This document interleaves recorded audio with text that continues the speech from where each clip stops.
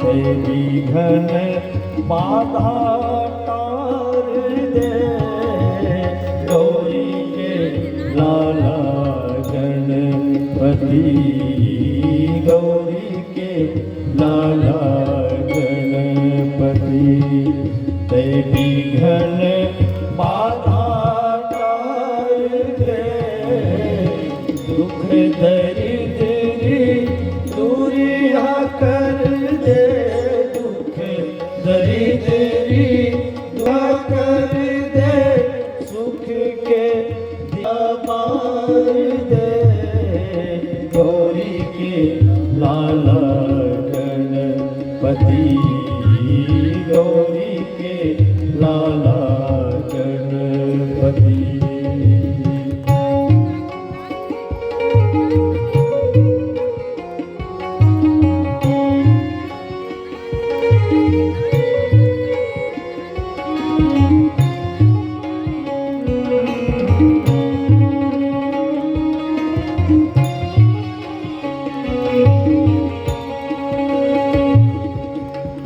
तीन लोक 14 भुवन में, तीन लोक 14 भुवन में, सबले पहली तू है नाम। तीन लोक 14 भुवन में, सबले पहली तू है नाम।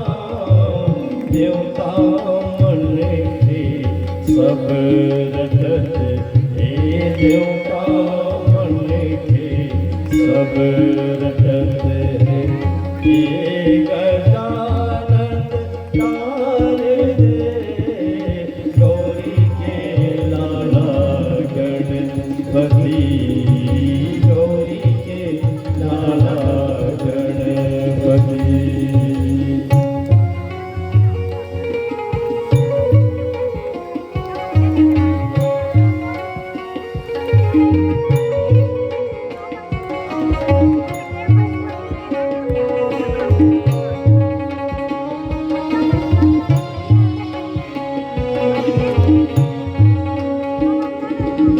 हाथ जोड़े मैं करत हूँ, हाथ जोड़े मैं करत हूँ, गिरजा लाला वंदना।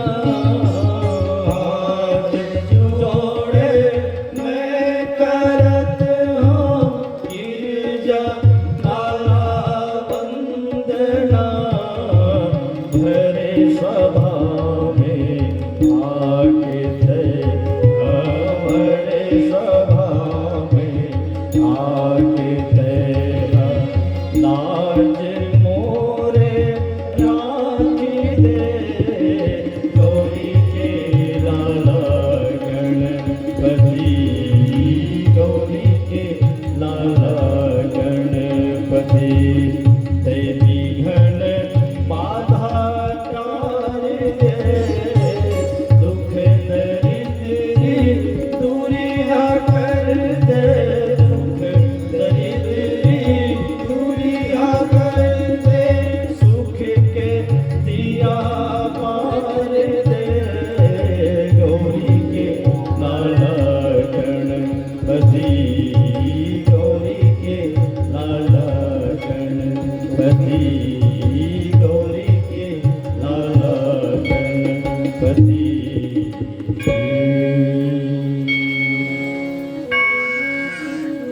बोलिए गजानन स्वामी की जय।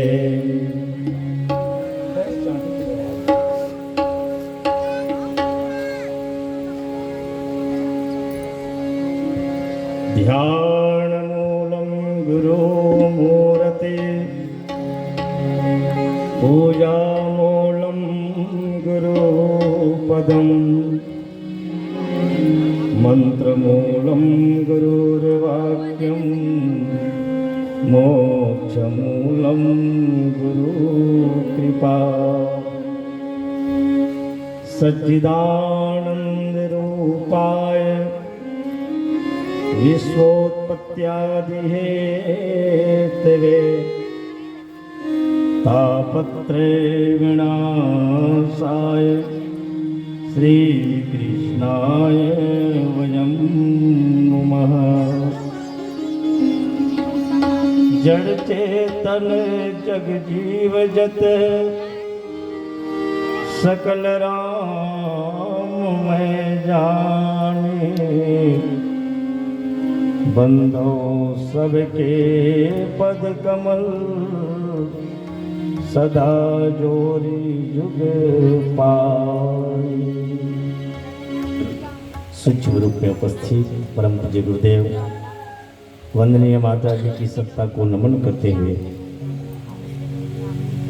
पावन धराधाम चिंगरी के समस्त दैवी चेतनाओं को नमन करते हुए पावन प्रज्ञा पुराण की कथा श्रवण हेतु उपस्थित हमारे सभी दिग्गजन, सभी आशीर्वादक गण, देव स्वरूप भाइयों, शक्ति स्वरूपा भक्तिमयी वात्सल्य में हमारी माताएं बहनें, प्यारे प्यारे बाल गोपाल, आप सभी की चरणों को हम सादर सादर पुनः प्रणाम करते हैं। प्रणाम स्वीकार करिएगा। आइए, हम सभी का परम सौभाग्य है परम पूज्य गुरुदेव पंडित श्री राम शर्मा आचार्य जी द्वारा रचित पावन प्रज्ञा पुराण की कथा श्रवण कर रहे हैं। परम पूज्य गुरुदेव वर्तमान की जीवन समस्याओं को लेकर जन चेतना को जगाने का प्रयास किया है। उसी क्रम में पूर्व कथा में निवेदन किया गया है कि नारद जी महाराज को भगवान विष्णु माध्यम बना करके समाधिस्थ की स्थिति में परावाणी में गायत्री महाविद्या जो ब्रह्म ज्ञान है, महामंत्र है, जिसको जन जन में स्थापित करने के लिए और सभी के मानस पटल पर सद्बुद्धि की स्थापना के लिए जागृत आत्माओं को एकत्रित कर उनके अंदर की भाव और संवेदना को जगाने का संदेश दिया गया। आइए कथा के क्रम को आगे बढ़ाएं। इससे पूर्व सत्संग के परंपरा के अनुसार 2 बार भगवान नाम संकीर्तन का आश्रय लें और फिर पावन पुराण की यात्रा करेंगे। भाव से आप सब गाएं। गोविंद जय जय गोपाल जय जय गोविंद जय जय गोपाल गोविंद जय जय हरि गोपाल जय जय गोविंद जय जय हरि गोपाल जय राधा रमन हरि गोविंद जय जय राधा रमन हरि गोविंद जय राधा रमन हरि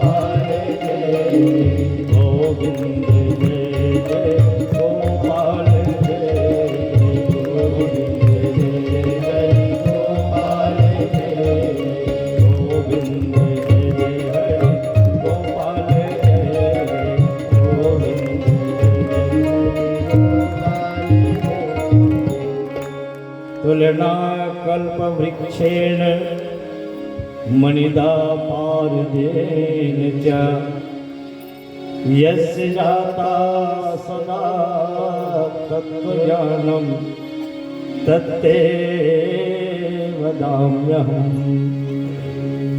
तत्त्वचिन्तना प्रज्ञा जागन्त्यात्मा विनिर्मितो प्राज्ञा प्रशस्ते चात्मविनिर्माणे च संभवे।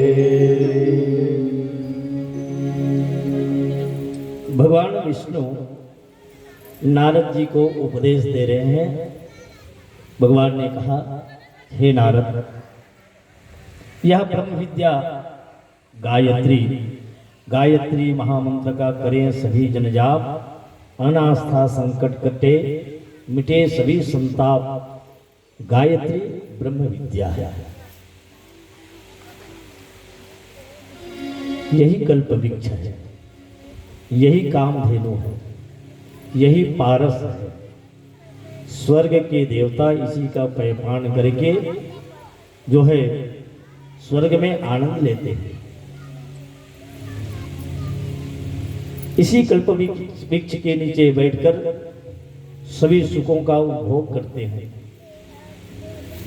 ये पारस मणि है, इसके संसर्ग में आने वाले का जीवन निहाल हो जाता है, उसके जीवन में परिवर्तन आता है। इस प्रकार से ब्रह्म विद्या गायत्री के संबंध में भगवान नारायण नारद जी को उपदेश कर रहे हैं। महर्षि वशिष्ठ जी महाराज इसी गायत्री रूपी कामधेनु की साधना करके महान हुए और विश्वरथ जैसे राजा को परास्त करने में वो सक्षम हुए। एक बार की घटना है, महाराज विश्वरथ अपने सैनिकों को लेकर के आखेट के लिए गए। जाते जाते बीहड़ जंगल में फंस गए और ऐसे जंगल में फंसे कि ना वहां खाने को कोई भोजन है, न पीने के लिए पानी है। महाराज विश्वरथ को बहुत जोरों से भूख लगी, प्यास लगी। भूखे प्यासे महाराज विश्वरथ जो है जल और भोजन की तलाश में इधर उधर भटक रहा है। साथ में उनकी सेना है। फिर घूमते ढूंढते एक झोपड़ी में एक कुटिया भी। कुटिया में एक बाबा जी हैं और बाबा जी से निवेदन किया, ऋषिवर से निवेदन किया, ऋषिवर हमें जोरों से प्यास लगी है, भूख भी लगी है, पर इस कुटिया में भोजन के लिए तो निवेदन नहीं कर सकते, पर यदि जल मिल जाए तो कम से कम प्यास बुझाई जा सकती है।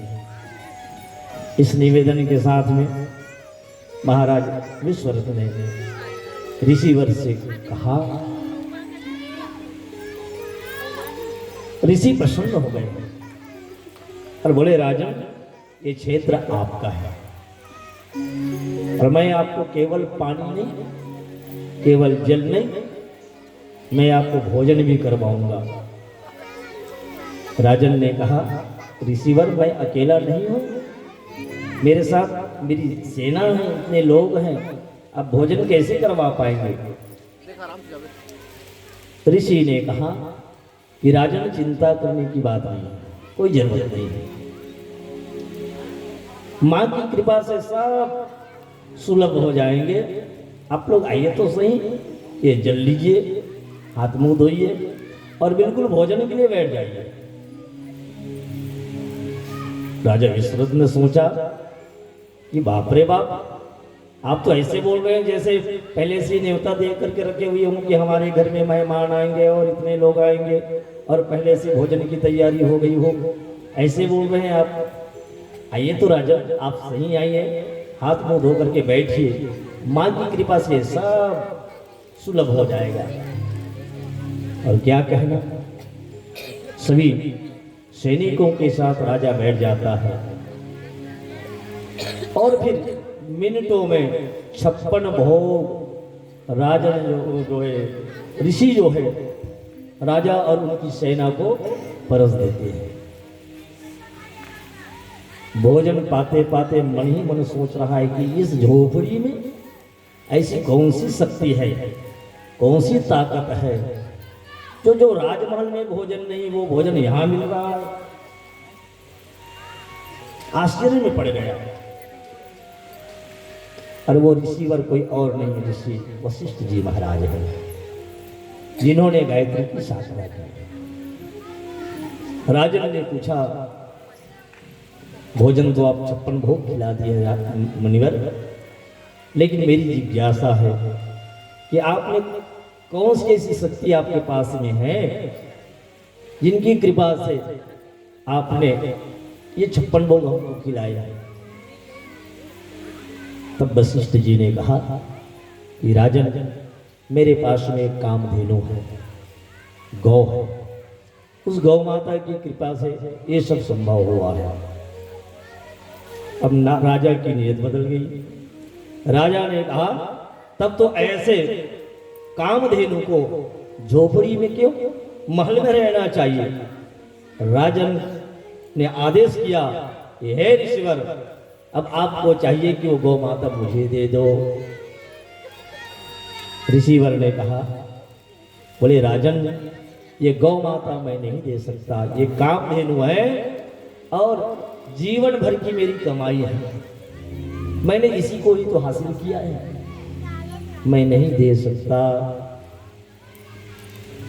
जब ना देने की बात कही तो राजा ने फिर अपनी नीतियों का उपयोग किया।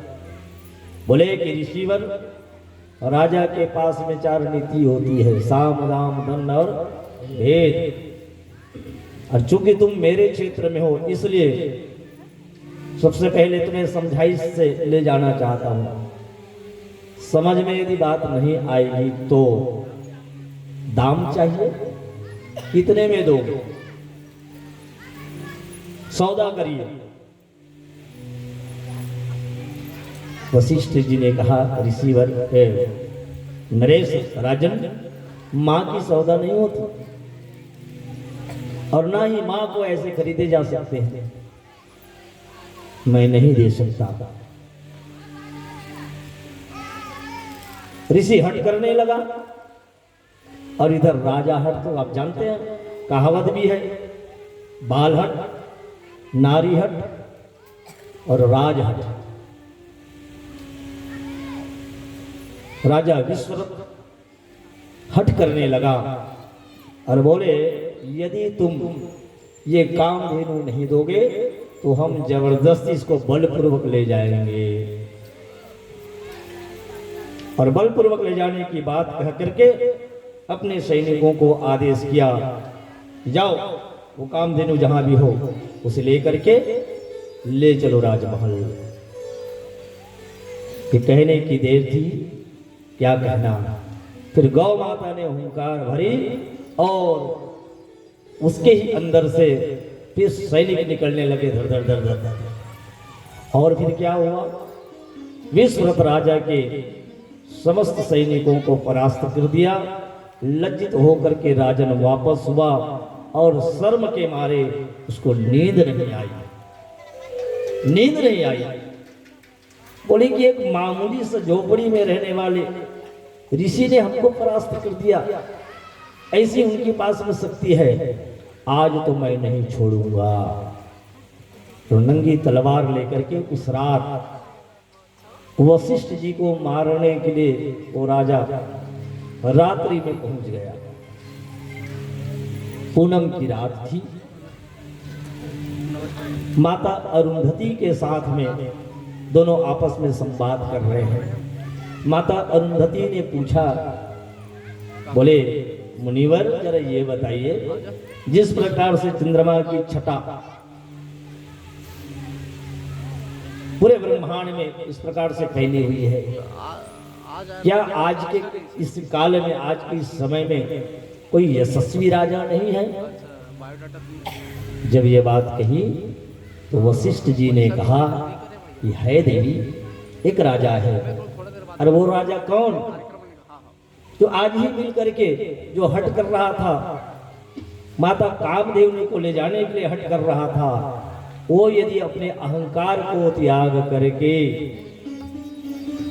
मित्रवत भाव से लोगों को जोड़ना चाहे, औरों को जोड़ना चाहे, तो सारे विश्व को अपना मित्र बना सकता है उसमें खूबी। और इधर से विश्वरथ मारने के लिए ठीक झोपड़ी के बगल में खड़ा हुआ है कि बात जैसी ही सुनी, तलवार नीचे गिर पड़ी, राजन कांप गया और जा करके ऋषिवर के चरणों में दंडवत हो जाता है। ऋषि ने उसे उठाया, गले से लगाया और कहा, राजन आप इस वक्त यहां?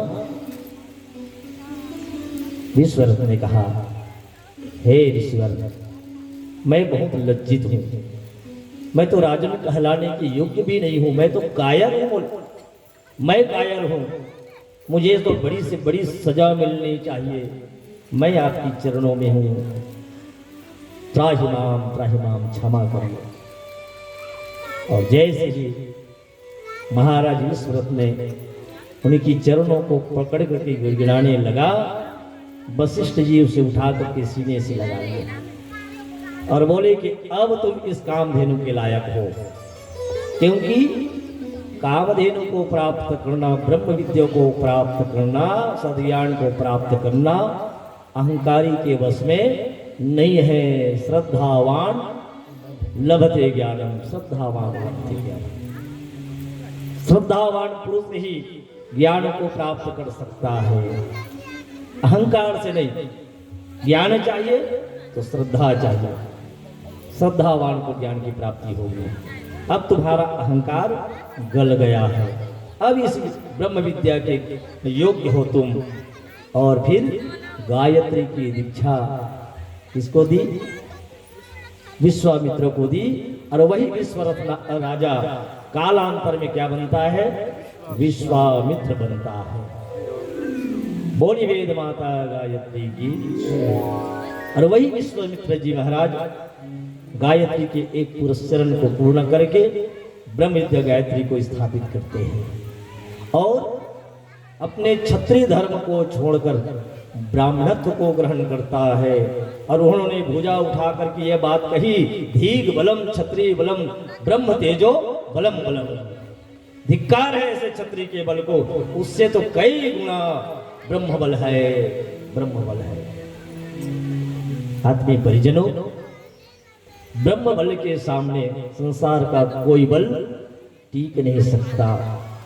और जो भी यदि हासिल करना है, प्राप्त करना है, तो परम पूज्य गुरुदेव कहते हैं कि ब्रह्म ज्ञान से बढ़कर इस दुनिया में हासिल करने योग्य और कोई ज्ञान नहीं है। ब्रह्म ज्ञान देखिए, एक है अवतार, एक है ब्रह्म। ब्रह्म कैसे है? ब्रह्म के संबंध में कहा गया है, ब्रह्म जो व्यापक विरज अज अकल अनीह अभेद। जो है परमात्मा है, जिसको हम है कहते हैं, जिसका अस्तित्व हमेशा से है, पहले भी है, अभी भी है, आने वाले काल में, तिहु काल में एक रस रहने वाले हैं, ऐसी शक्ति को ब्रह्म कहते हैं। और वो लबालब है, ब्रह्म से कोई स्थान खाली नहीं है। और उसी को आंशिक रूप से संतों ने कहा, तू जो अनुभूति कैसे करे? बाहर के ब्रह्म को कैसे अनुभूत करे? क्योंकि वो बाहर भी है, भीतर भी है। धर धर लेकर एक ही लेखा जज्बाहर तस, भीतर देखा। उस ब्रह्म तत्व का अनुभव कैसे करे? तो अपने करीब में करिए। कहाँ करिए? अपने आप में करिए।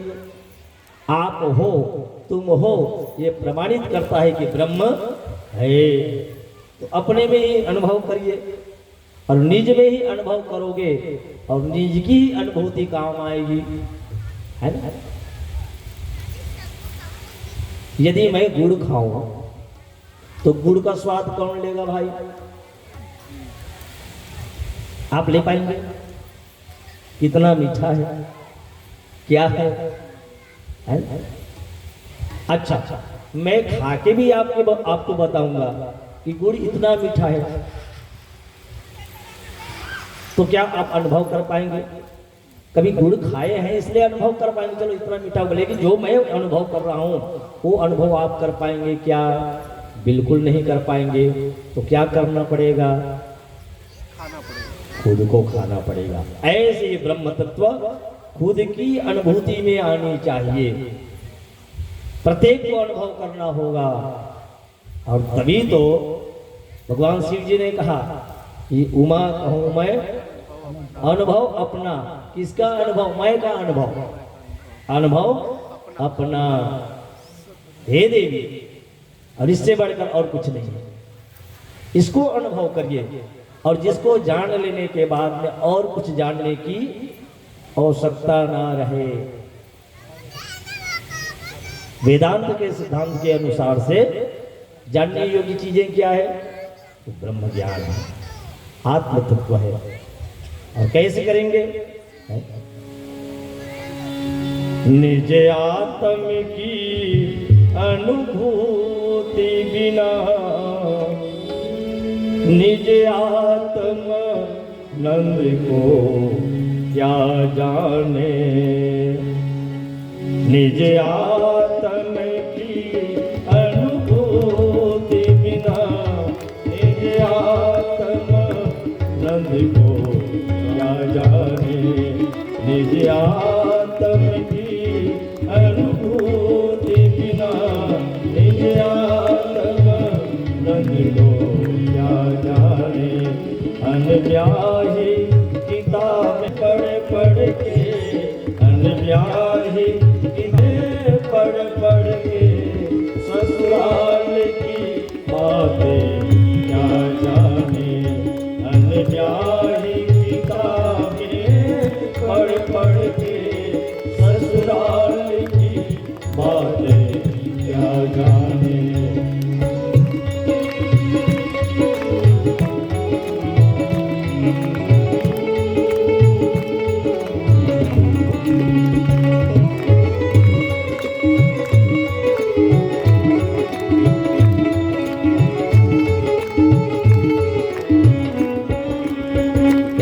सब वेद पुराण पुराण पढ़ा, जीवन सारा वेदांत पढ़ा। सब वेद पुराण पुराण पढ़ा, जीवन सारा वेदांत पढ़ा। पर पढ़ने वाले आलिम को, पर पढ़ने वाले मुर्शद की मेरे बिन क्या जाने। निज आत्म की अनुभूति बिना निज आत्म नंद को क्या जाने।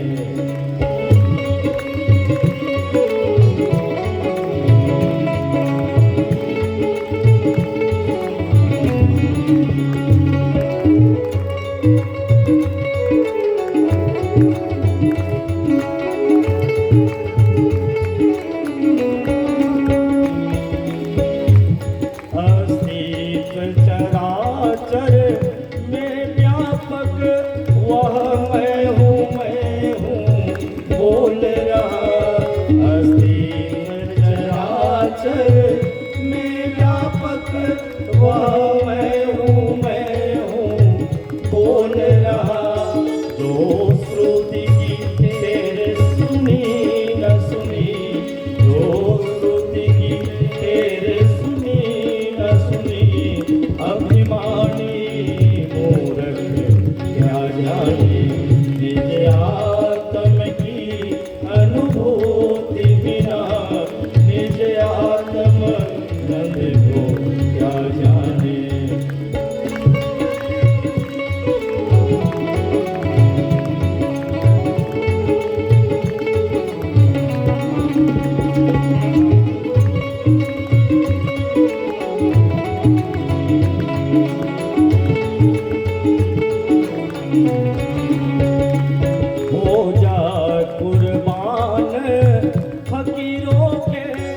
कदमों में झुका दे सर अपना, हो जा कुर्बान फकीरों के कदमों में झुका दे सर अपना।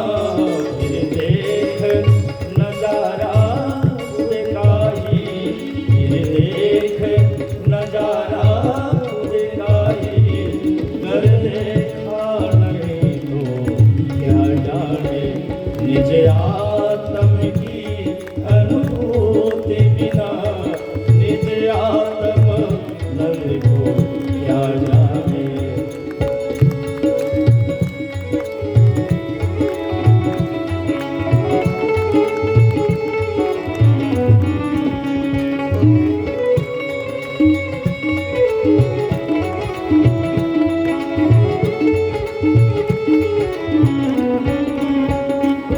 भगवान आत्मा गुलशन में, भगवान मुक्त ही बोल रहा।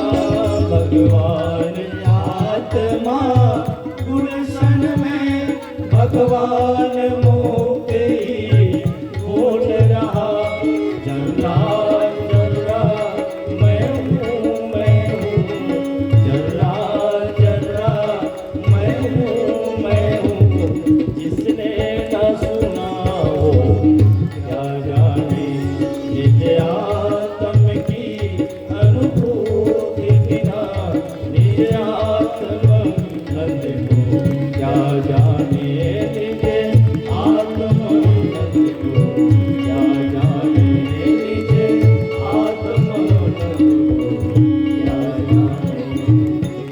ब्रह्म की सत्ता सर्वत्र है, पर ब्रह्म की सत्ता सर्वत्र है, उसको कैसे जाने, कैसे अनुभव में लाए। आत्मी सज्जनों, ये बिना गुरु की कृपा के संभव ही नहीं है। जब तक गुरु के द्वारा दृष्टि हमको नहीं मिलेगी, एक दृष्टि ये चर्म चक्षु है जिससे हम संसार को देखते हैं। यद्यपि संसार को नहीं, हम भगवान को ही देख रहे हैं। और कभी होता है कि हम भगवान को देख रहे हैं? नहीं होता है। जब सिया राम में सब जग जानी है तो कहीं छोड़ छोड़ करके है कि पूरा पूरा है? हरि व्यापक सर्वत्र समान है। और ब्रह्म का पहला लक्षण क्या है? ब्रह्म जो व्यापक, वो व्यापक है सब में। और सब में कैसे है? तो मुक्त जी कहते हैं सब में सब होकर सब जैसे है। सब में सब होकर सब जैसे हैं। आप में आप होकर आप जैसे हैं, मुझ में मुझ होकर मुझ जैसे हैं, पत्थर में पत्थर होकर पत्थर जैसे हैं, पानी में पानी होकर पानी जैसे हैं। बस इसी प्रकार से संव्याप्त है ब्रह्म सब में। पर इसके लिए दिव्य दृष्टि चाहिए। सामान्य दृष्टि से ये नहीं देख पाएंगे। और दिव्य दृष्टि कहाँ से मिलेगी? तो श्री गुरु पद नख मणिगण ज्योति सुमरत दिव्य दृष्टि ही होती। बिना गुरु की कृपा से ये संभव ही नहीं है।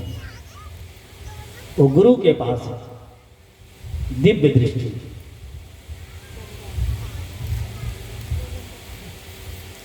तो ब्रह्म विद्या ब्रह्म ज्ञान को वशिष्ठ जी को प्रदान करते हैं। और ये कब मिलता है? तो अभी आपने कथा सुनी, अहंकार को त्याग करके सरेंडर हो जा कुर्बान फकीरों के कदमों पे झुका दे सर अपना, फिर देख नजारा खुद का ही, गर देखा नहीं तो क्या जाने। बस दोष हमारी दृष्टि का है, दृष्टि का है। वर्ण तो लबालब ब्रह्म तत्व भरा हुआ है। तो विश्वदत्त जी महाराज ब्राह्मण हो गए और विश्वामित्र हो गए आत्मग्लानि से भरकर। फिर वशिष्ठ जी महाराज ने उनको समझाया, बोले कि नहीं, तुम इस ब्रह्म विद्या का जप करो, आत्मसात करो और फिर महान साधना उन्होंने की। वैसे ही कितने हमारे पुरुष महापुरुष हुए जो ब्रह्म विद्या को जीवन में धारण करके जो उन्होंने आध्यात्मिक उन्नति की। और परम पूज्य गुरुदेव का तो समूल जीवन इस ब्रह्म विद्या को पाने के लिए, और जो इसको पाने जाएगा, मजे की बात है, जो ब्रह्म को पाने जाता है वो क्या होता है, मैं ये हूं और वो है, ऐसे में प्राप्त नहीं होता। नदी जब भी समुद्र को पाने के लिए दौड़ेगी तो क्या होगी, वो नदी रहेगी कि समुद्र हो जाएगी वो।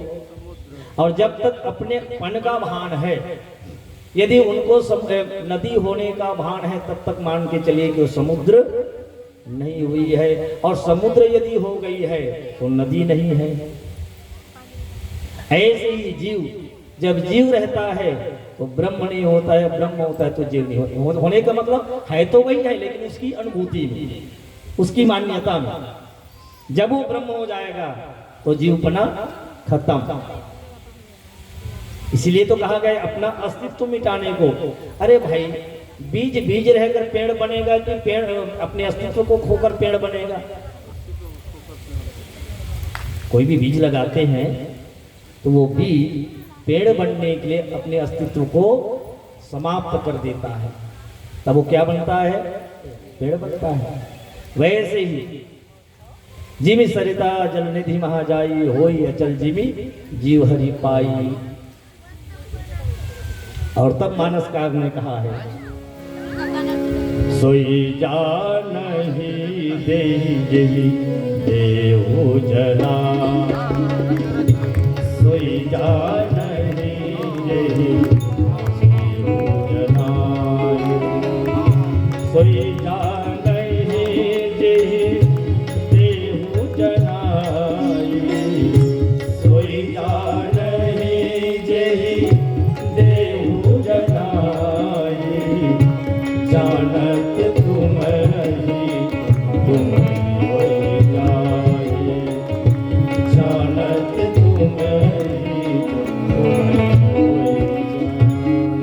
जो भगवान को जानने जाता है वो स्वयं भगवान हो जाता है, और भगवान को भगवान होकर ही जाना जा सकता है, ब्रह्म को ब्रह्म होकर जाना जा सकता है, यद्यपि तुम ब्रह्म ही हो।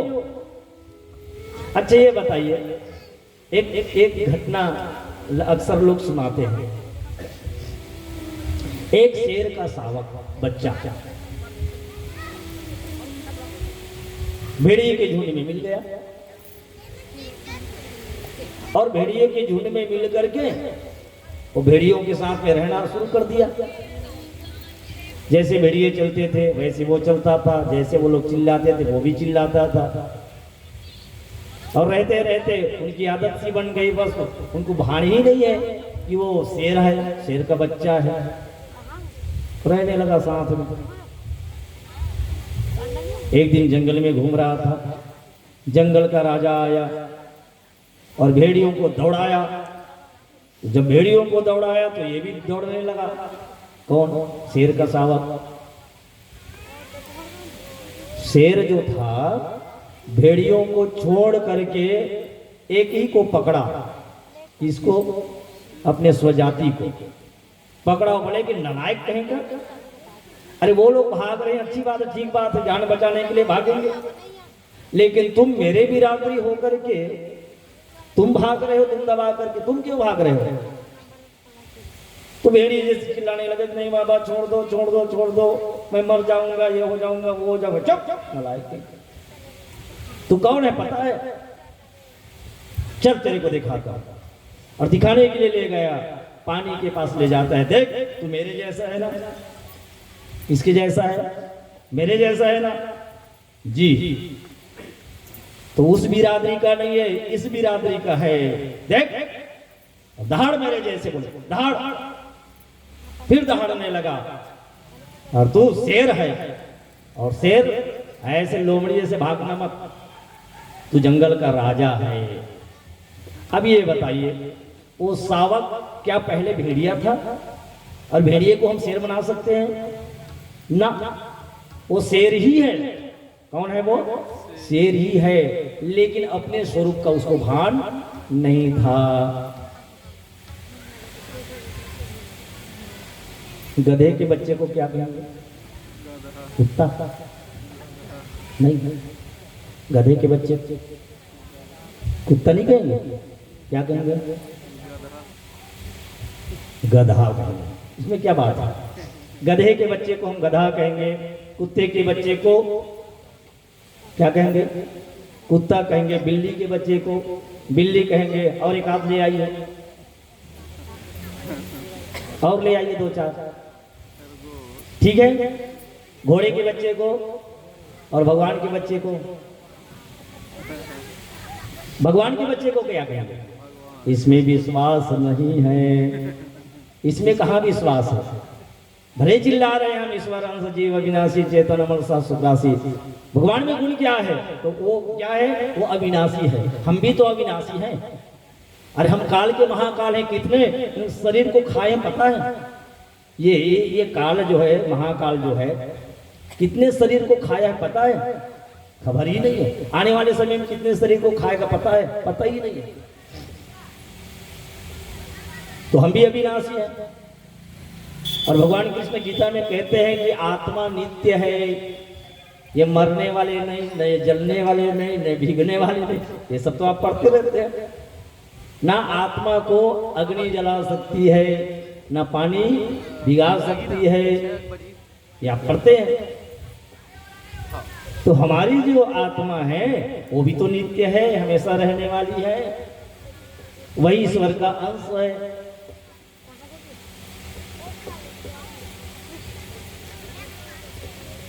तो पहला गुण है वो अविनाशी है।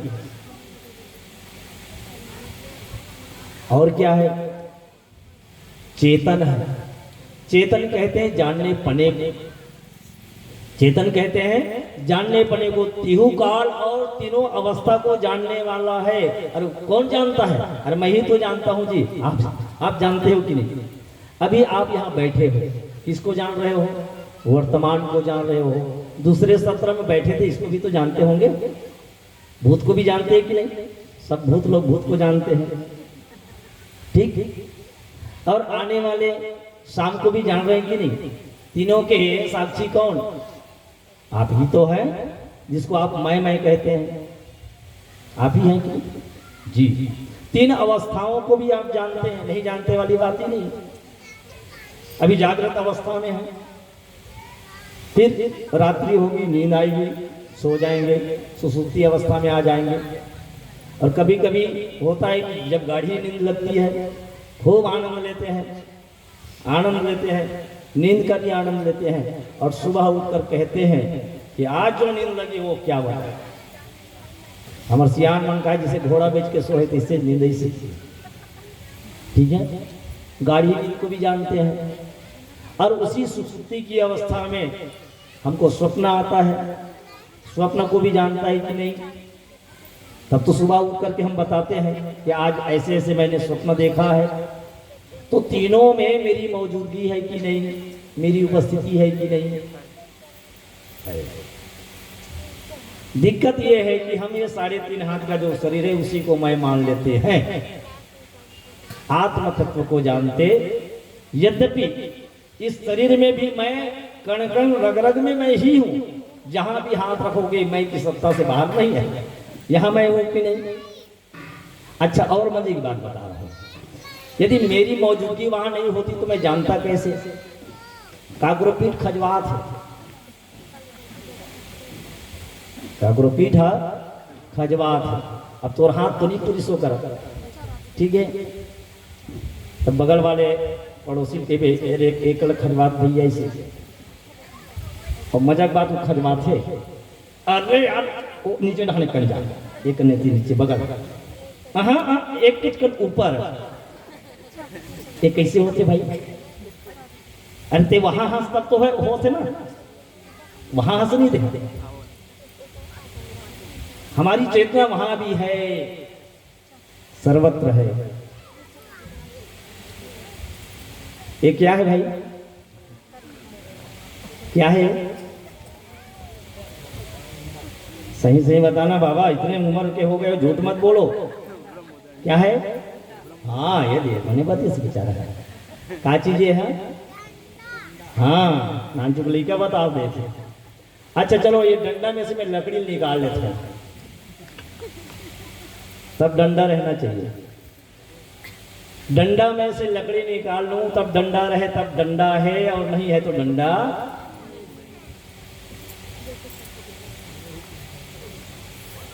अब समझ में आई बात? ये क्या है? अब क्या है, अब ये क्या है? ये लकड़ी है, लकड़ी यथार्थ है, ठीक है, इस नुमा में है इसलिए डंडा है। यदि इसको ऐसे चौकोन वाला में पकड़ता तब क्या कहते आप? है? उस स्थिति में वो लकड़ी है, इस स्थिति में भी लकड़ी है। तो यही बोध नहीं होता है कि यथार्थ क्या है।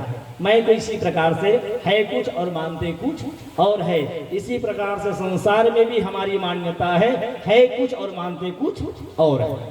बस ईश्वर और जीव के बीच में जो भेद है, भेद इसी माया का पर्दा का तो है। माया माने माने जो,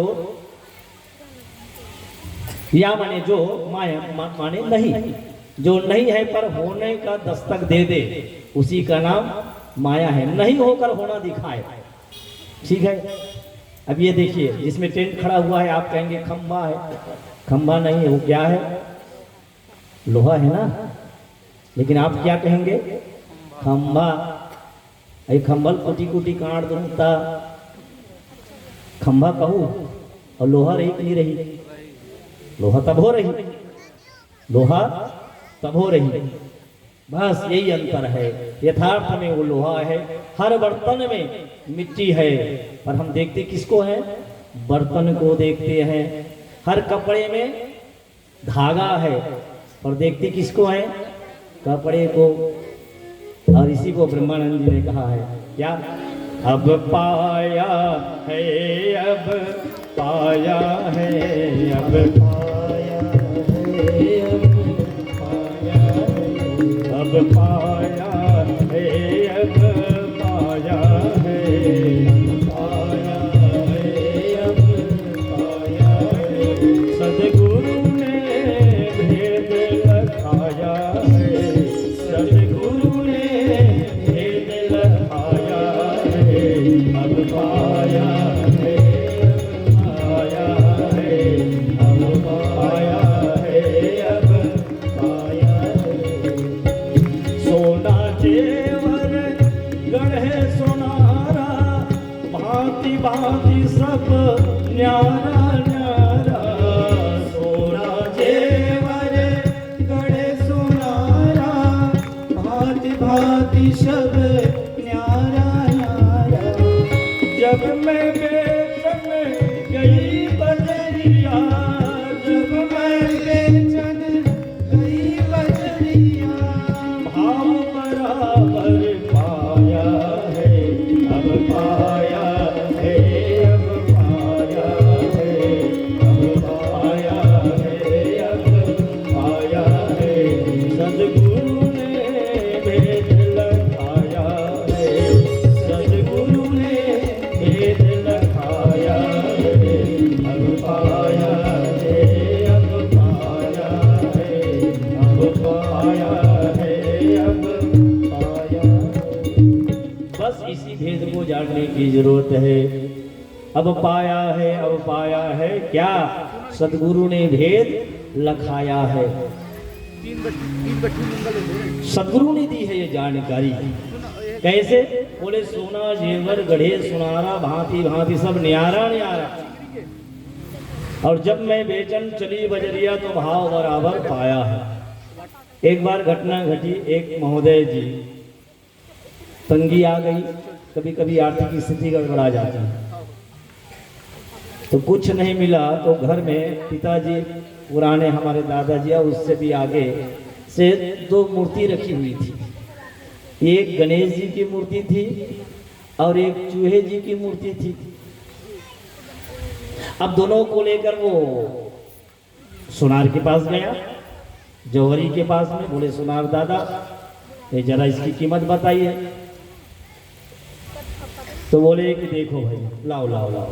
क्यों बेच रहे हो? भगवान को बेच रहे हो जी, बेईमान नहीं तो ऐसे भगवान को बेच रहे हो। क्या करूं दादा, है ना। अब विपत्ति में भगवान काम आए तो फिर कौन आएगा? विपत्ति में भगवान ही तो काम आता है ना। जी जी जी, चलो ठीक है। अब तौला बेचारा बोले कि ये जो चूहा है ये 10,000 की है। चूहे कितने की? 10,000 की। और फिर उसके बाद में भगवान गणपति को तौला, बोले कि ये गणपति तो मात्र 5,000 की है भैया। कितने की है? 5,000 की है। जैसे ही 5,000 की बात सुनी वो आदमी भड़क गया एकदम से। क्यों सुना? मूर्ख बनाते हो। अरे ये चूहा, ये सवारी है, नौकर है, नीचे बैठने वाला सवारी है, जिसके ऊपर ये सवार होता है, मालिक की कीमत 5,000, चूहे की कीमत। मूर्ख बना रहे हो। मालिक की कोई कीमत नहीं। आजकल जमाना खराब है, देखो जमाना खराब है। मालिक की कोई कीमत नहीं और चूहे की। सोनार ने कहा भैया ये मालिक और नौकर अपने घर में चलाना है ना। मेरे लिए ये मालिक और नौकर नहीं है, चूहा और गणेश नहीं है। मेरे लिए क्या है? ये मात्र सोना है। मैं सोना खरीद रहा हूँ, आपका मूसवा नहीं खरीद रहा हूँ, समझे? गणपति नहीं खरीद रहा हूँ।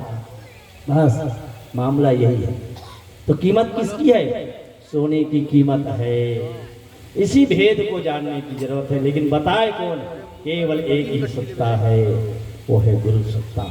बिना सदगुरु की कृपा के बिना संभव ही नहीं है। कहा जाता है कि दुर्लभो विषय त्यागा दुर्लभम तत्व दर्शनम। ये तत्व दर्शन की बात है। दुर्लभम तत्व दर्शनम दुर्लभा सहजावस्था सदगुरुम करुणाम बिना। बिना गुरु की करुणा के ये संभव ही नहीं है। तो परम पूज्य गुरुदेव गायत्री की साधना की और गायत्री की साधना करते करते स्वयं गायत्री स्वरूप हो गए। गायत्री स्वरूप हो गए, गुरु ही गायत्री हो गए। क्योंकि ब्रह्म को जानने वाला क्या हो जाता है? ब्रह्म ही हो जाता है। एक घटना मैं सुनाऊं आपको। एक बार प्रणव पंड्या जी, वैसे परम पूज्य गुरुदेव 3-4 बार प्रणव पंड्या जी के वो अनुष्ठान को तोड़ दिए थे। 3-4 बार जब भी अनुष्ठान करता था परम पूज्य गुरुदेव कोई ना कोई काम उनको दे करके अनुष्ठान तोड़ देते थे। एक बार और साधना करने लगा तो बस महज 4-5 दिन वो समय बचा हुआ था। परम पूज्य गुरुदेव बुलाया उसको, बोले प्रणव तुमको अमेरिका जाना है। ये आदमी खिन्न हो गया। अमेरिका जाना है? कब गुरुदेव? आज ही जाना है भाई, फ्लाइट में जाना है, जाओ और अमुक अमुक चीज लाना है वहां से। ये थोड़ा से मुकाम सिकोड़ने लगा। बोले गुरुदेव मैं अनुष्ठान कर रहा हूँ और महज 4 दिन मात्र बचा हुआ है। यदि आप कृपा करें गुरुदेव तो 4 दिन बाद चला जाओ। नहीं, बेवकूफ कहेगा। गुरु भी कहता है, बात भी नहीं मानता। जाना पड़ेगा, आज ही जाना पड़ेगा। वो अनुष्ठान का फिर, अच्छा अनुष्ठान कर रहे हो? क्या पाने के लिए अनुष्ठान कर रहे हो? किसको पाने के लिए? तो जैसे आपने दर्शन किया, साक्षात्कार आपको हुआ है, मैं भी चाहता हूं कि मुझसे भी ब्रह्म का साक्षात्कार हो जाए, गायत्री से साक्षात्कार हो जाए। अच्छा ये जानना चाहते हो तो चलो भाई अभी साक्षात्कार करवा देते हैं। सामने में बिठाया 4 फुट दूरी में, बोले आंख बंद करो, सिर को पकड़ा और ध्यान करो। ध्यान किया तो देखा क्या, जैसे टीवी में हम लोग देखते हैं ना, ऐसे कभी ये कभी वो, वैसे ही फिर क्या देखा कि गुरुदेव के हृदय से माँ गायत्री प्रकट हो रही हैं और गायत्री के हृदय से फिर गुरुजी प्रकट हो रहे हैं। गायत्री गुरु इसको देखकर ये तो आदमी सहम गया एकदम से। और तब उस दिन से फिर कभी परम पूज्य गुरुदेव से प्रश्न नहीं किया कि मैं दर्शन करना चाहूंगा। पा गया दर्शन। तो जो ब्रह्म को जानने के लिए जाता है वो क्या हो जाता है? वही हो जाता है, ब्रह्म हो जाता है साहब। जितने बुद्ध पुरुष हुए हैं, जितने महान पुरुष हुए हैं, वो वही हो गए हैं। और तब वो उस स्थिति में जा करके जन चेतना को जगाना चाहते हैं, बताना चाहते हैं कि ये है आना, ये है वो चीज, ये है वो गहराई जिसको आप पाना चाहते हैं। बिना अनुभव के कोई कह नहीं सकता साहब। हाँ, तो जितने हमारे तत्व ज्ञानी हुए हैं, ब्रह्म ज्ञानी हुए हैं, उन्होंने अनुभव किया है, दर्शन पाया है ब्रह्म तत्व का। और परम पूज्य गुरुदेव की वो कठोर साधना, माँ गायत्री की साधना उन्होंने देखा और कहा कि मेरे जीवन के 80 साल में से 75 साल के पन्ने को पढ़कर देख लीजिए। मैंने अपने गुरु को पूर्णतः समर्पित कर दिया अपना जीवन। अरे घाटे की सौदा नहीं, मैं निहाल हो गया। कहीं कोई कोताही नहीं बरती।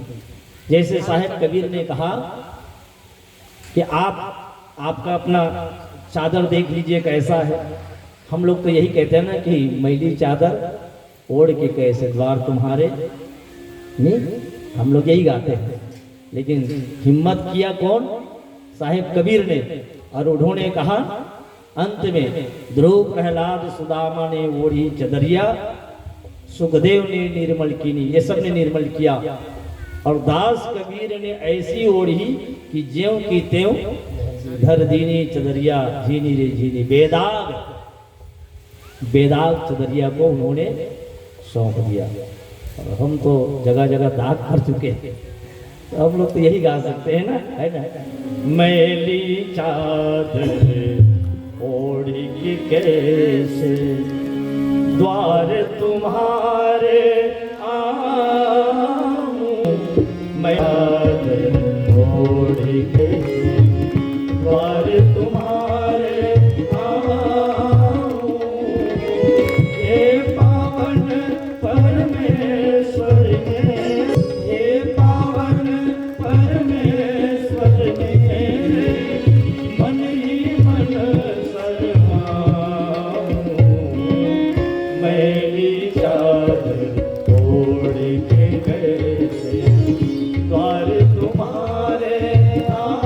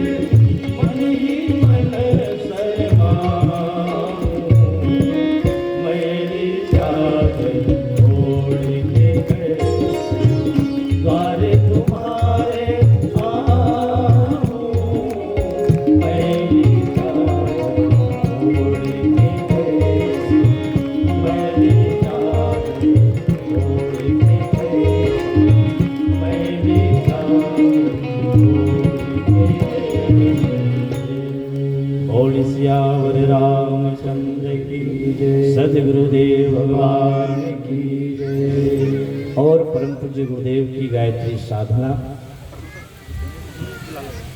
24 लाख के 24 महापुरुष चरण किए। वैसे उसके जीवन की जो घटनाएं हैं, जब बचपन में परम पूज्य गुरुदेव का जन्म हुआ तो हिमालय वासी सब ऋषि मुनि दर्शन के लिए आया करते थे। 9 वर्ष की उम्र में पंडित मदन मोहन मालवीय जी के माध्यम से उनका दीक्षा संस्कार हुआ। कहा कि बेटे तुमको ब्राह्मण बनना है।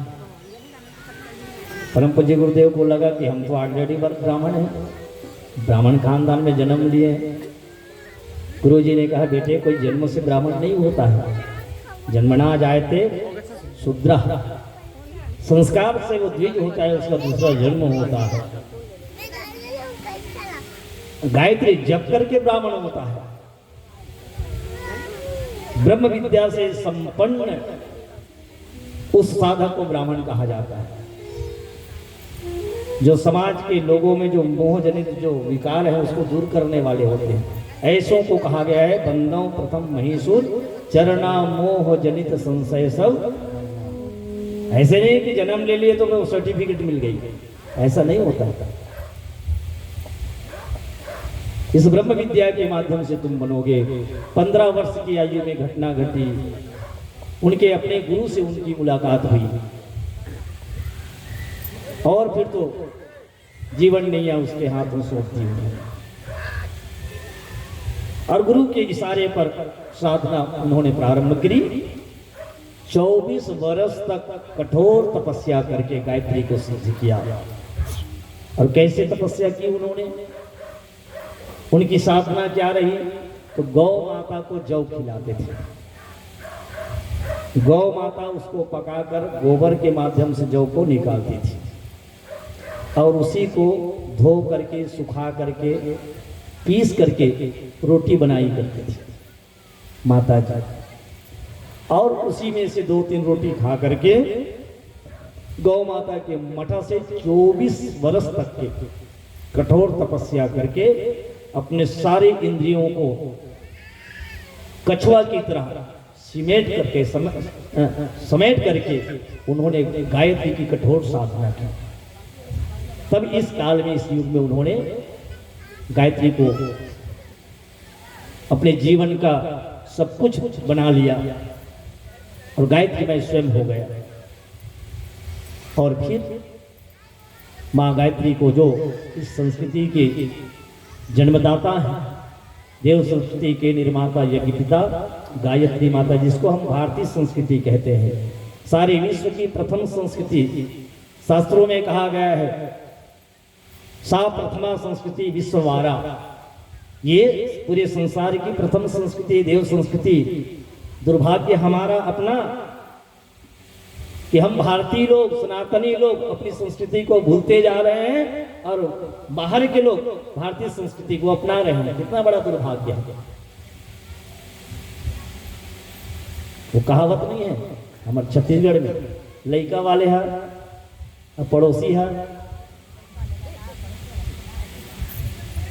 वही तो हो रहा है हमारे साथ। इतने विद्याओं से संपन्न होने के बाद में, इतने तत्वदर्शी संत महात्मा होने के बाद में भी हमारी जीवन शैली देख लीजिए, हमारे रहने का ढंग देख लीजिए, हमारी उपासना पद्धति देख लीजिए, कहाँ है हम लोग।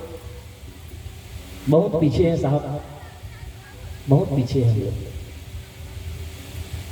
24 लाख के 24 महापुरुष चरण करके गायत्री को सिद्ध किया। गौ माता को जौ खिला करके उस रोटी को खा करके। अब आप कहेंगे ये कौन सी बड़ी बात है, इतनी बड़ी बात है, मैं क्या बताऊं। एक हमारे इस क्षेत्र में, पाटन क्षेत्र में एक गांव है सावनी।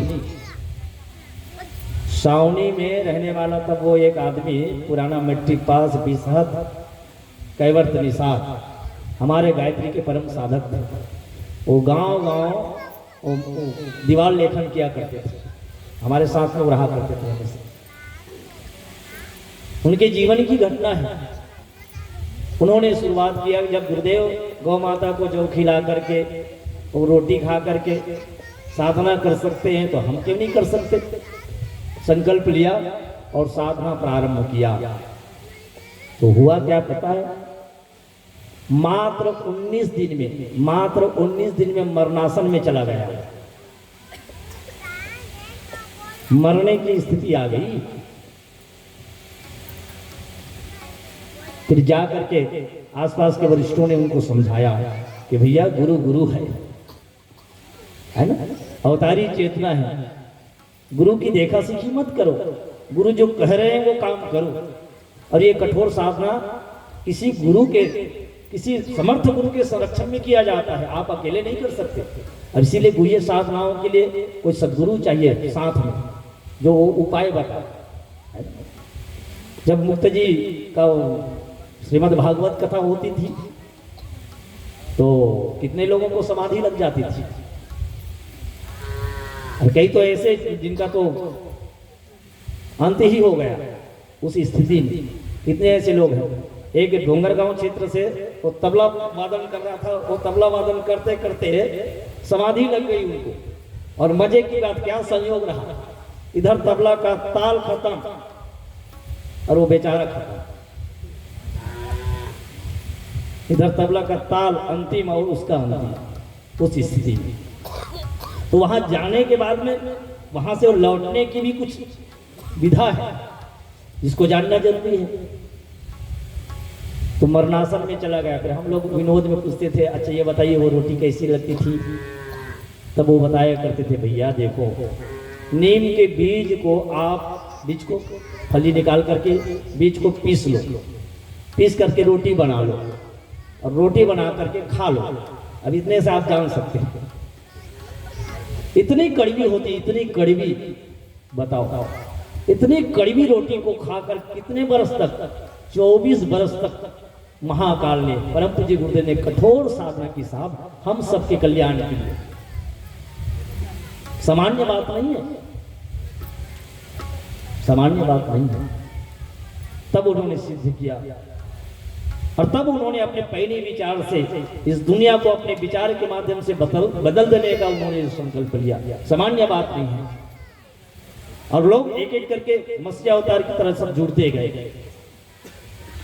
आज करोड़ों करोड़ों गायत्री साधक हैं, कृपा किनकी है, उनकी कृपा है ना। और महाप्राज्ञ कहते हैं, यह असुर अनास्था को देखो, हर जन जीवन में छाया है, हर जन जीवन में छाया है, हर जन जीवन में छाया है। जब मुक्ति दिलाने को इससे प्रज्ञावतार बन आया है, मुक्ति दिलाने को इससे प्रज्ञावतार बन आया।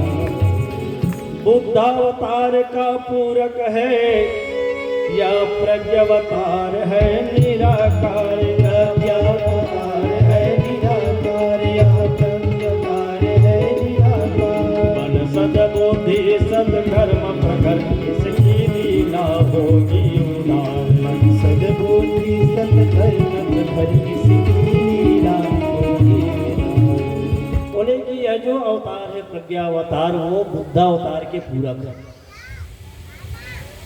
पूर्वार्ध में बुद्ध का दर्शन और उत्तरार्ध में प्रज्ञावतार का।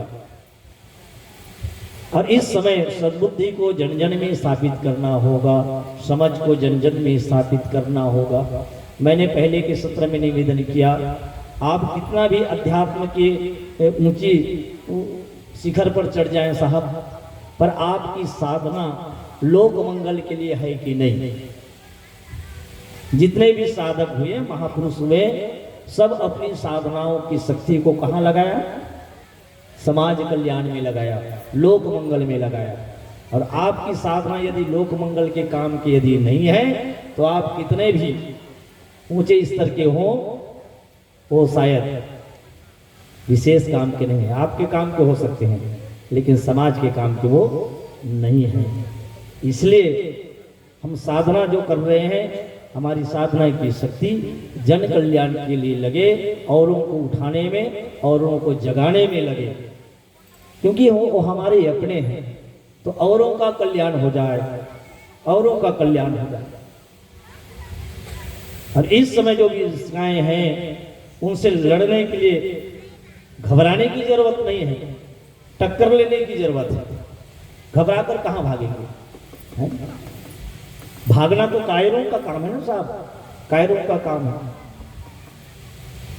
कहे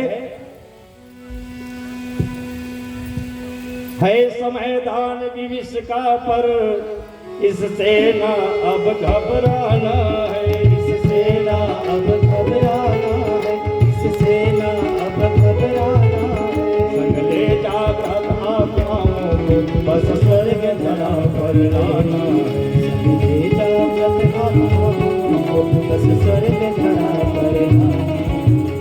आंधी या तूफान हो या हो झंझावात, रामा या हो झंझावात, रामा या हो झंझावात।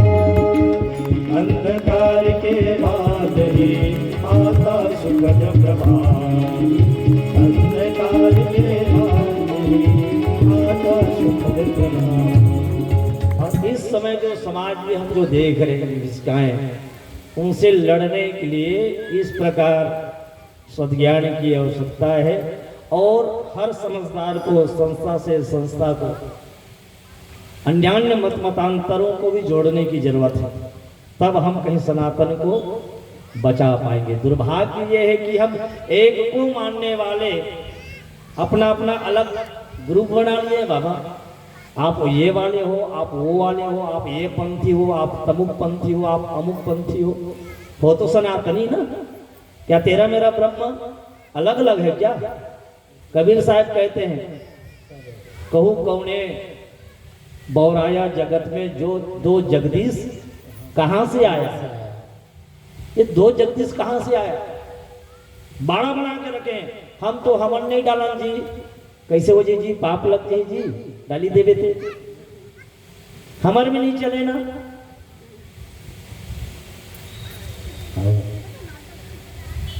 मत डाल, हवन नहीं सुंगत हो गए, और हवन डाल के शुद्ध हवा मिली जाए तो का नुकसान है? तो तुम्हार में नहीं चले, बाकी सब चलता। एक बेर हमारे संगवारी की बिहाव हुई, लोहार समाज के हरे, तो हमर डाल लेता है हुई इसकी साकोचार में गायत्री पद्धति में हुई। वो कहते नहीं, हम कबीर पंथी, हमारे ऐसा में हो ही नहीं सके। तो तुहर कैसे में होई? ये जही घर में जही बहू हा, वहाँ चौका पोताबो, अब ओकर बाद में ओकर गलम कंठिल बांधी, तेकर बाद में ऐसे ऐसे होई। हमन के तुमल एको पैसा नहीं लगेगा, केवल शामिल बस होना है। एक जन बैठे रहू बगल में, दूसरा कर्मकांड भावर मावर होत रही, तुम टुकुर टुकुर देखा तो अच्छा नहीं लगी। लाख मना देने फिर नहीं मानी। हमार पूरा शादी निपटा तो चुपचाप बैठे रहा है। लेकिन मजाक बात ये है, बात तो अच्छा है कि आप जिस भी पंथ के हो उसमें निष्ठा होनी चाहिए, मैं भी स्वागत करता हूँ। लेकिन जे ना कहा था तेकर गोड़ हर रुकत नहीं रहा, हमार मन का ठहरत नहीं रहा, अति को टूल रहा है, शेर सिंह चढ़ेगी। अब एक कबीर साहब कहाँ गए? ठीक है, वो मान्यता में कबीर साहब ठीक है, ये चौका कराबे, कंठी बांधबे, अच्छा बात है। और तो ये खाए मना करे थे किसे हो गए? वो चल ही, और बने काम नहीं चले। ऐसी मान्यता सब बन गई हमारी। गलत काम चल सकता है, अच्छा काम नहीं चलेगा। और इसलिए जागने की जरूरत है। आज आपके लिए दिलों में उमड़ रहा अनुराग फिर से, जाग रे कबीरा जाग, जाग रे कबीरा जाग, जाग रे कबीरा जाग, जाग रे कबीरा जाग। आज आपके लिए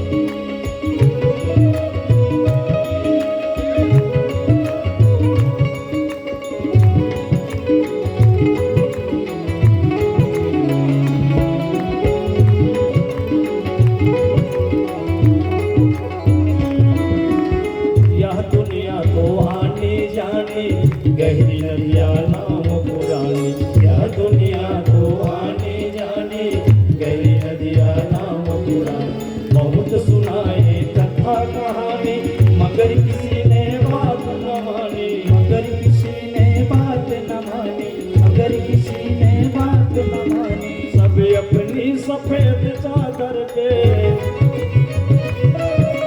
सब अपनी सफेद चादर में लगा रहे हैं जाग। फिर से जाग रे कबीरा जाग रे कबीरा जाग रे कबीरा जाग रे कबीरा। आज आपके लिए दिलों में, आज आपके लिए दिलों में उमड़ रहा अनुराग। फिर से जाग रे कबीरा जाग रे कबीरा जाग रे कबीरा जाग रे कबीरा जाग रे कबीरा जाग रे कबीरा।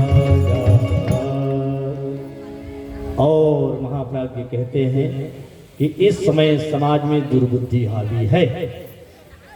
दुर्बुद्धि यदि है तो दुर्बुद्धि के लिए क्या चाहिए? सीधी सी बात है, दुर्बुद्धि यदि हावी है तो सद्बुद्धि चाहिए।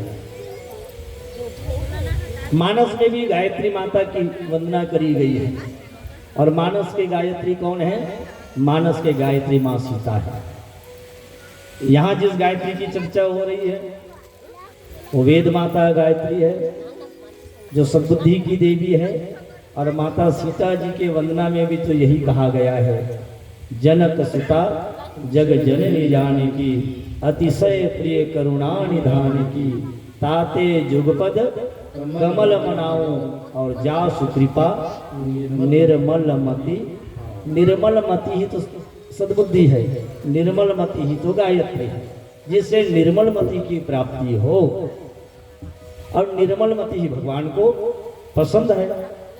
निर्मल मन जन सो मोहि पावा, मोहि कपट छल छिद्र न भावा।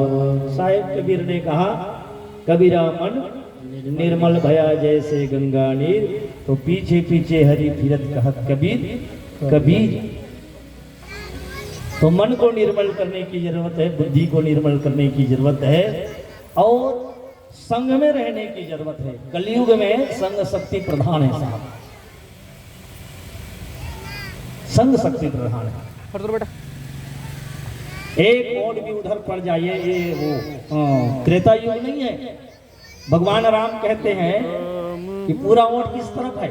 तरफ अयोध्या। उस समय जिस काल में भगवान का वनवास हुआ, उस काल में यदि वोटिंग करवाए होते तो क्या होता? तब क्या होता? तो अवध के पूरा वोट किसको मिलते? भगवान राम को। ठीक है, अब चलो कितने लोग नहीं चाह रहे थे कि राम का राज्य ना हो? तो एक मंत्रा है और दूसरी माता कैकेयी, दो ही वोट तो मिलते ना, दो ही वोट मिलते। पर राम राज्य का है, देखो भगवान कहने लगे दो वोट की अभी मेरे पक्षम नहीं है, दो वोट मैं उसको अपने पक्षम कर लूँ, तब राम राज्य की स्थापना होगी। ये है राम राज्य, जहां एक भी विरोधी ना हो साहब। पर कलयुग है, कलयुग में बिल्कुल आउट है, अलग है। एक वोट भी यदि अगर हो जाए, समझ रहे ना, एक तरफ 5000 वोट है, दूसरे तरफ 5000, एक वोट पड़ेगा। अब इसमें कौन सज्जन है कौन दुर्जन से लेना देना, कौन लायक है कौन नालायक से लेना देना नहीं है। जिसके तरफ एक वोट ज्यादा है वही बनेगा राजा। इसलिए कलयुग में संग शक्ति। आज सनातनी भटके चल रहे हैं, राम के अस्तित्व को पूछने वाले मूर्ख लोग। बताइए, बाद में हम भी तो राम को मानने वाले हैं। केवल वोट के लिए, वोट बैंक के चक्कर में आप पट्टी बांध ली है। ये दशा है। तो सज्जनों को चाहिए कि सज्जन इकट्ठे हो जाए। गांजा पीने वाले आदमी भी देखो, जिस गांव में जाता है दो चार अपना जोड़ी बना ही लेता है, दो चार को इकट्ठा कर ही लेता है, लेकिन दुर्भाग्य है कि सज्जन आदमी सज्जनों को इकट्ठा नहीं कर पाता। ये समाज की विडंबना है। एक पिता के 4 बच्चे थे। अब 4 बच्चों में पिताजी ने देखा कि मेरे बच्चे, मेरी संतान अलग अलग भग रही है। एक दिन पिताजी चारों बच्चों को बुलाया, बुला करके उसके आंगन में 2 गट्ठर रखा हुआ था लकड़ी की। एक लकड़ी की गट्ठर को मंगवाया, बोले बेटे इस लकड़ी को 2-2 टुकड़ा कर दो। खोल करके सभी बच्चे 4 के 4 बच्चे भीड़ गए, पड़ा लकड़ी तोड़ने लगे और बस 5 मिनट में 1 गट्ठर लकड़ी उन्होंने तोड़ दी। बोले बेटा दूसरा गट्ठर भी ले आओ। बच्चे समझ नहीं रहे थे। बोले कि ये गट्ठर तोड़ना नहीं है, खोलना नहीं है, चारों बेटे एक साथ मिलके इसको तोड़ो, चारों इस गट्ठर को तोड़ो। क्या तोड़ पाएंगे? गट्ठर बंधा हुआ है, संगठित है, लाख प्रयास करने पर भी वो गट्ठर टूटा नहीं। आखिर पिताजी आपको हो क्या गया है? ठीक ठाक तो है ना? बेटा मैं ठीक हूं लेकिन तुम लोग ठीक नहीं हो।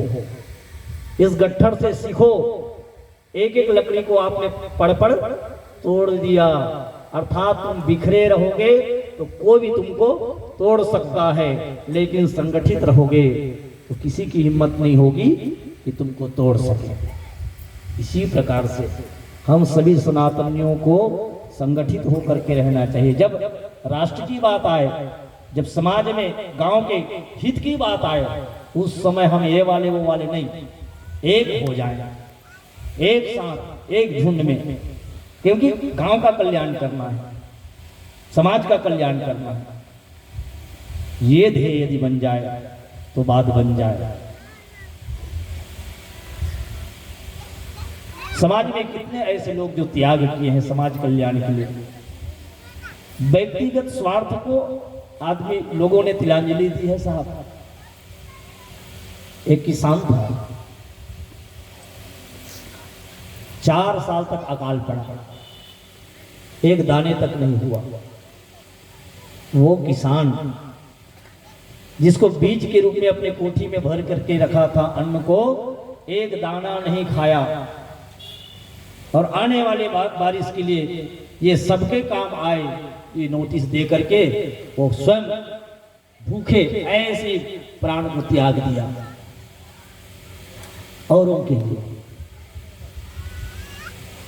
पन्नाधाय की कथा आपने सुनी होगी, घटना। पन्नाधाय राजकुमार उदय को मारने के लिए षड्यंत्र रचे, तो उस उदय को वहां से निकाल करके पन्नाधाय खुद पाली और उस राजकुमार को बचा लिया। इतिहास की ये घटनाएं आप सब जानते हैं। तो इस प्रकार से बलिदानी अपने बेटे को वहां पर रख दिया और जो षड्यंत्रकारी थे उस दासी के बच्चे को मार डाला। ऐसी ऐसी घटनाएं हमारे इस देश में हुआ है।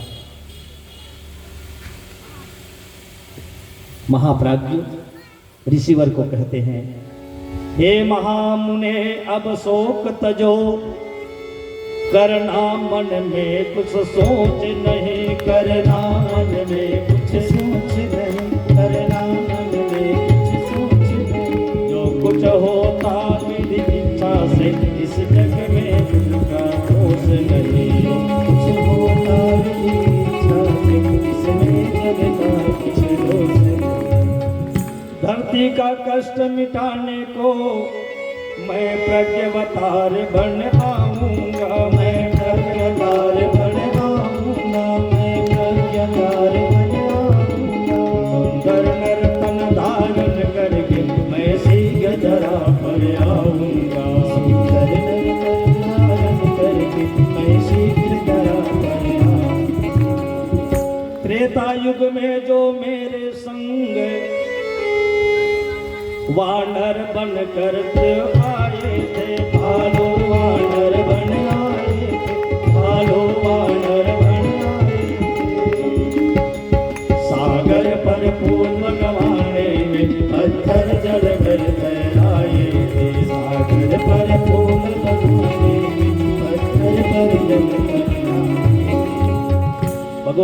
कहते हैं कि देखो नारद जी, ये आज की ही तो बात नहीं है।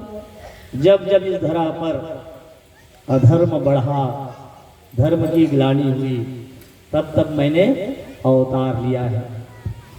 रामावतार में बंदर, भालू, वानर सेना मेरे साथ मिलकर के उन्होंने काम किया। एक छोटी सी गिलहरी भी अपनी भूमिका निभाई है। हम मानते हैं कि हम तो गरीब आदमी क्या कर सकते हैं, समाज के लिए क्या नहीं कर सकते भैया। गरीब हो लेकिन भगवान ने तन दिया है, इस तन के माध्यम से समाज की सेवा कर सकते हैं। हाँ? हमारी अपनी भूमिका हर जगह हो सकती है। तो बोले कि हर युग में जिस प्रकार से छोटे छोटे लोगों ने भगवान को साथ दिया, भगवान कृष्ण को ग्वाल बालों ने साथ दिया, भगवान राम को रिच वानरों ने साथ दिया, उसी प्रकार से आज भी अच्छे कार्य के लिए हम सब साथ दे सकते हैं। महाकाल की घोषणा है, महाकाल की सवारी चल रही है। अच्छे कार्य जहां हो वहां सबको आगे होकर के बिल्कुल साथ निभाना चाहिए। उस समय भी यही हुआ।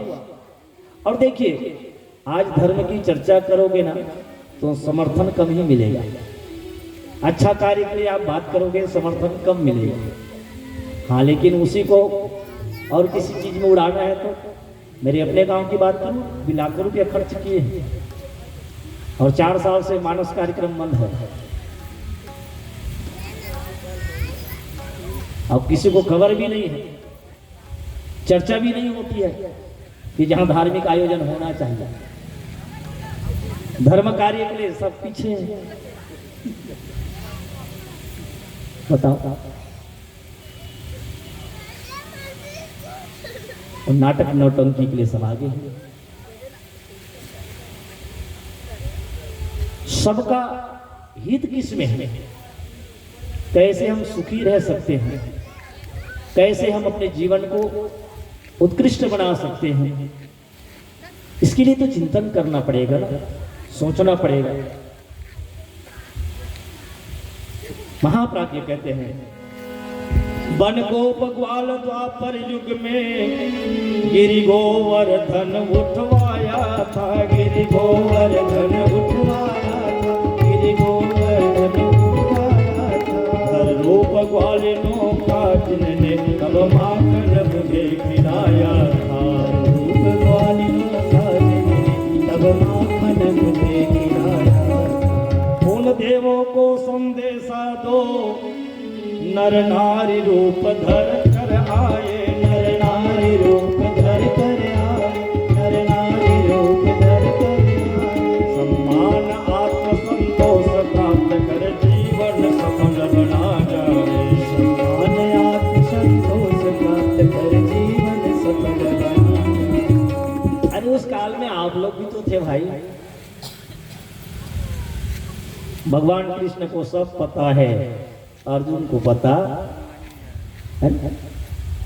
भगवान कृष्ण जब सूर्य काल की बात कही ना, वहां तक की बात कही तो भगवान कृष्ण को अर्जुन ने कहा केशव वहां की बात करते कब तुम थे? मैं भी था और तुम भी थे। मैं भी था और मैं तो हूं, कहां नहीं हूं, हर काल में हूं, शाश्वत हूं। लेकिन मजे की बात है कि तुम भी था उस काल में, मुझको पता है तुमको पता नहीं। हमारा भी अनंत जन्म हुआ है, हम भी थे उस काल में। कोई ग्वालिनी रही होंगी, कोई गोप रहा होगा, है ना? हम में ही से कोई बानर रहा होगा, लेकिन खबर नहीं है। बस अंतर इतना ही है, अंतर इतना ही है।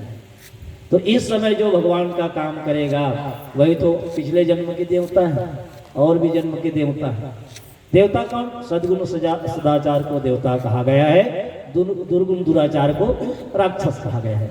जो देव कार्य करे वो देवता है साहब, देव कार्य करे वो देवता है।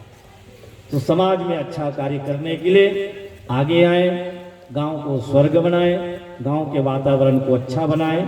इसमें हमारी क्या भूमिका हो सकती है, थोड़ा सुनिश्चित करें, सुनिश्चित करें। छोटे छोटे बच्चों में संस्कार डालने के लिए अब एक बात निवेदन के साथ कहूं मैं, बड़े जो कुछ भी करते हैं छोटे बच्चे उसी को अमल करता है। जितना वो वाणी को नहीं पकड़ता उतने वो कर्म को पकड़ता है। आप खाट में लेटे हैं, 4 बजे उठकर बच्चे को कहेंगे बेटा 4 बज गए उठो, तो उतने राजी बच्चे नहीं होंगे, क्योंकि बच्चे को उठाकर आप सो जाएंगे। और आप स्वयं उठ करके कुछ करने लगे तो बच्चा करेगा।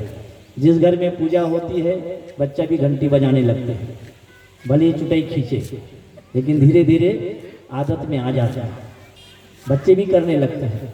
एक मैं धनोरा में देखा है, वो बालक बिना कुछ कहे नहा धो करके बढ़िया स्नान करके तैयार होकर के गायत्री माता के पास, मतलब भगवान के पास वो जाता है और 3 मंत्र बोलता है बिना कुछ कहे, और 3 मंत्र बोल करके बढ़िया प्रणाम करके वो फिर निकलता है बिना कुछ कहे।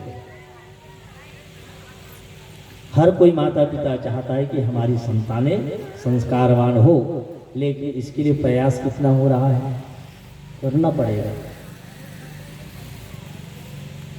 इस लोग को भी सुधारना पड़ेगा और उस लोग को भी सुधारना पड़ेगा। यहाँ व्यवहार को बिगाड़ करके, आदत और आचरण को बिगाड़ करके हम आगे की सपना देखिए, ये ठीक नहीं है। यहाँ को भी ठीक करना पड़ेगा, आगे को भी ठीक करना पड़ेगा, तब बात बनेगी। और ये बात कह करके भगवान नारायण अंतर ध्यान होते हैं और ये कहकर क्या, यह कह करके श्री हरि हो गए अंतर ध्यान, रामा हो गए अंतर ध्यान। देवर्षि नारद चले करते हुए गुणगान, देवर्षि नारद चले करते हुए गुणगान। और ये सब बातें बता करके भगवान नारायण उन पर ध्यान हो जाते हैं। देवर्षि नारद जी भगवान को प्रणाम करके फिर पुनः भगवान का गुणगान करते हुए फिर आगे जो योजना बनाई गई उस कार्य को करने के लिए आगे बढ़ते हैं। इस प्रकार से प्रथम अध्याय इति श्रीमद् प्रज्ञा पुराणे ब्रह्म विद्याय आत्मविद्ययो युग दर्शन युग साधना प्रकटीकरणो श्री विष्णु नारद संवादे लोक कल्याण जिज्ञासे प्रकरणों प्रथमा अध्याय। यहीं पर विराम लेता है, कथा विराम लेती है। आइए एक प्रज्ञा गीत आपके चरणों में निवेदन है, फिर आरती होगी। निवेदन आरती की तैयारी रखें। महाकाल का शंख बज गया, समय बदलने वाला है, मत संशय में समय गवाओ, यह कब रुकने वाला है। महाकाल की चली सवारी, चलो साथ हो जाओ। महाकाल की चली सवारी, चलो साथ हो जाए। यहाँ परिवर्तन की बेला है, युग परिवर्तन लाए। यहाँ परिवर्तन की बेला है, परिवर्तन लाए। चलो साथ हो जाए, चलो साथ हो जाए।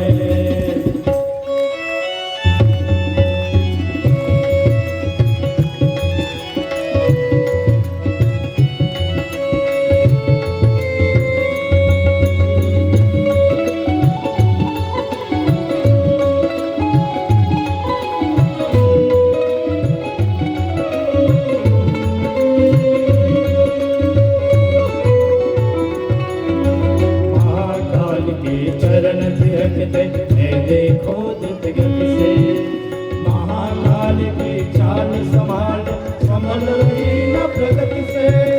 विकृतियों की चाल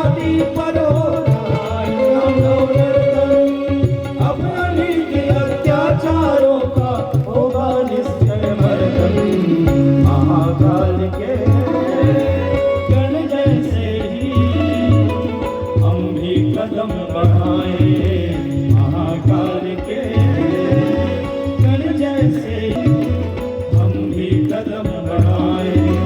यहाँ परिवर्तन भी लेना है, युग परिवर्तन लाए।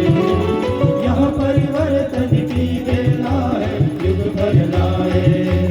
चलो हो जाए, चलो साथ हो जाए।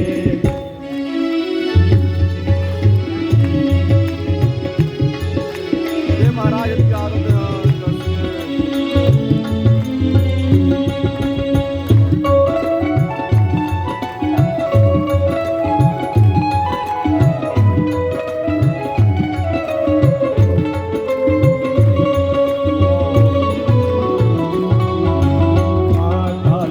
संकल्पित है नवयुग तक क्या होगा।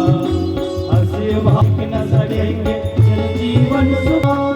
परिवर्तन के चक्र चलेगा, सभी बदल जाएंगे। जोड़ बदल पाएंगे, अपने आप को जल जाएंगे। गूंज उठे हैं डमरू के स्वर, जागे और जगाए। गूंज उठे डमरू के स्वर, जागे और जगाए। यह परिवर्तन की वेला है, युग परिवर्तन लाए। यह परिवर्तन की वेला है, युग परिवर्तन लाए। महाकाल के चली सवारी, चलो साथ हो जाए। महाकाल की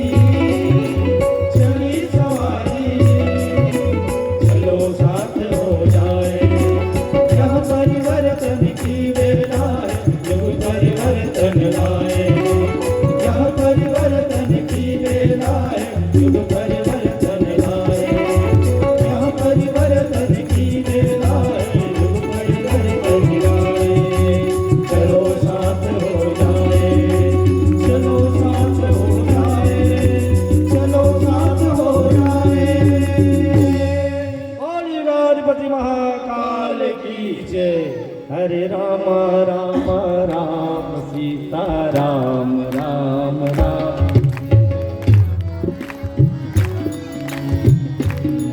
हरे राम राम राम सीता राम राम राम। हरे राम राम राम सीता राम। हरे राम राम राम सीता राम राम राम। हरे राम सीता राम राम राम। हरे राम राम राम सीता राम राम राम। हरे राम राम राम सीता राम राम राम। हरे राम राम राम सीता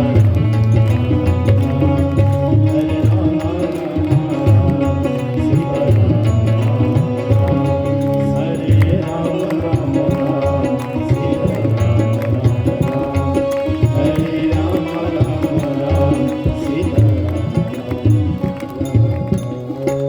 आप सभी आत्मीजनों से निवेदन अपने स्थान पर आरती के लिए खड़े हो जाएं।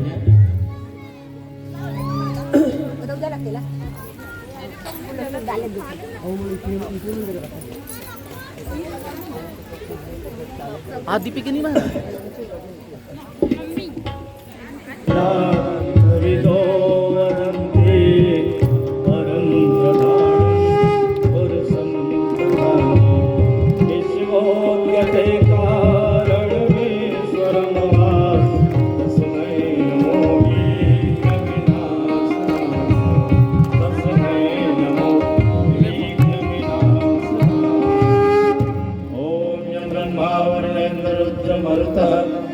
स्तवन्ति देवैः सर्वैः वेदैः सामपद्यमोपनिषदि गायन्ति यमशानगा ध्यानामसि तद्गतेन मनसा पश्यन्ति योगिनो यशान्तं नाविदुःसान्विना देवाय तस्मै नमः। आरती पुराण की युग दृष्टा के दिव्य ज्ञान की आरती प्रज्ञान की युग दृष्टा के दिव्य ज्ञान की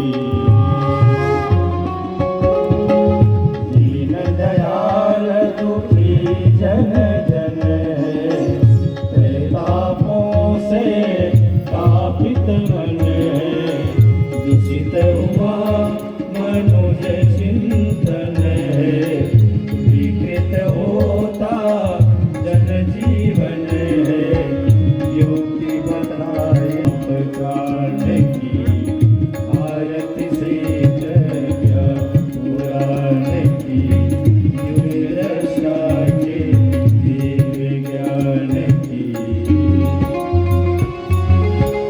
जनमंगल की चिंता जिनको मेरा द्वार खुला है उनको साधुवाद है नारद तुमको जन सेवक से ममता तुमको मेरी कृपा निदान की आरती श्री प्रज्ञा पुराण की युग दशा के दिव्य ज्ञान की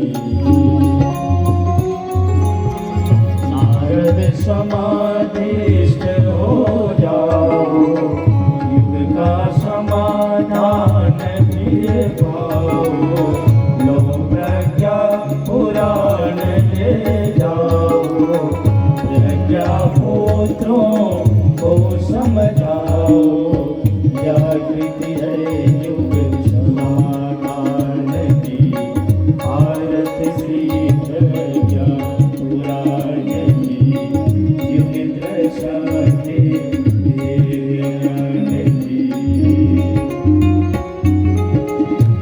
प्रभु का प्रज्ञा अवतारे युग पीड़ा का समन सारे चिंतन का यह उतारे विधि भवयोगों के निदान की पीड़ा युग कल्याण की आरती श्री प्रज्ञा पुराण की युग दशा के दिव्य ज्ञान की आरती श्री प्रज्ञा पुराण की युग दशा के दिव्य ज्ञान की ओम कर्पूर गौरम करुणावतारम संसारसारम भुजगेन्द्रहारम सदा वसन्तं हृदयारविन्दे भवं भवामि सहितं नमामि भवं भवामि सहितं नमामि ॐ यानि कानि च पापानि ज्ञातज्ञातकृतानि च तानि सर्वाणि नश्यन्ति प्रदक्षिणे पदे पदे ॐ सीतामया वरदा वेदमादन्तां पावमानि दुजानाम् आयुः प्राणं प्रजां पशं कीर्तिं द्रविडं ब्रह्मवचसं मह्यं दत्त्वा व्रजत ब्रह्मलोकम् शान्तिभिषिञ्चनं शान्तिभिषिञ्चन कर